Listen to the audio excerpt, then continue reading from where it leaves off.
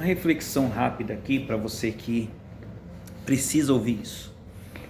Tem situações e circunstâncias que acontecem na nossa vida de perda, de fracasso, de desilusão, de situação que te leva às vezes ao opróbrio, que te leva você a perder tudo, que te leva você a ser vendido, ser caluniado, ser escarnecido, ao ponto de você falar assim, o porquê que eu tô passando por tudo isso? Tem coisas na vida que a gente passa, tem coisas na vida que a gente vive que não é um sinônimo de perda, não é um sinônimo de derrota, é um sinônimo de aprendizado de Deus. O maior exemplo disso nós encontramos na Bíblia, no livro de Gênesis, do capítulo 40 em diante. Você vai observar que Jacó teve um filho chamado José, e José ele foi vendido pelos seus irmãos. Você conhece a história, como escravo. Os seus irmãos falaram que realmente ele teria sido morto por uma besta fera do mato. Jacó viveu um luto, um período muito grande.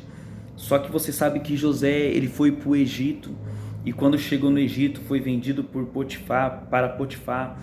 E aí, trabalhando para Potifar, a mulher de Potifar caluniou mais ainda. Além de ser vendido pelos irmãos, recebeu uma calúnia, uma mentira, foi parar na prisão. Ficou na prisão, revelou o sonho do copeiro do padeiro. Ao revelar o sonho do copeiro do padeiro, ele pediu para que o copeiro realmente lembrasse dele quando estivesse diante de Faraó. Ele não lembrou. Depois de 2 anos mais ou menos foi lembrado. Depois ele se tornou governador.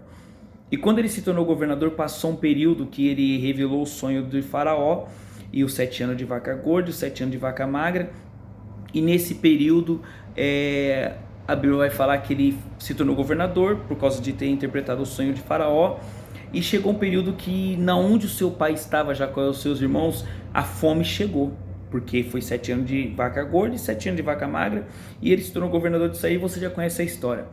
E quando chegou o ponto dele encontrar com os seus irmãos, se você chegar no capítulo de número 49 e o 45 e o 50 de Gênesis, você vai observar que os seus irmãos, quando Jacó morreu, ele foi sepultar o seu pai, que ele havia prometido que sepultaria o seu pai ali no sepulcro onde os seus pais haviam morrido, seus avós haviam morrido, os avós de José.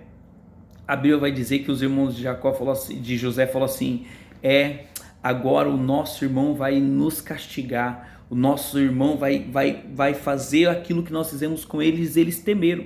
Isso chegou aos ouvidos de José, e a Bíblia vai falar que José ele chorou, e quando ele chamou os seus irmãos, ele falou assim, longe de mim fazer o que vocês fizeram, porque o que vocês fizeram comigo, eu sei que doeu, eu sei que machucou, Deus vai ver com vocês, mas o que vocês fizeram comigo nos fez viver o que estamos vivendo hoje. Então às vezes você está vivendo calúnia, vivendo perdas, e tem um propósito lá no final, porque o propósito da vida de José, de toda aquela situação, de toda aquela calamidade, de todo aquele sofrimento, de toda aquela prisão, fez ele se tornar um governador. Na verdade, Deus estava guardando José para um plano futuro.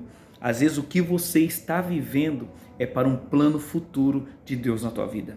Então entenda bem, o que você está vivendo de perda, de fracasso, de decepção, de calúnia, às vezes pessoas mentindo contra você e falando mal de você, lá na frente vai ter um propósito. E quando você começa a entender o propósito de Deus, você começa a viver o que você está vivendo em uma vida mais tranquila, e sabendo que Deus nunca perdeu o controle da tua vida.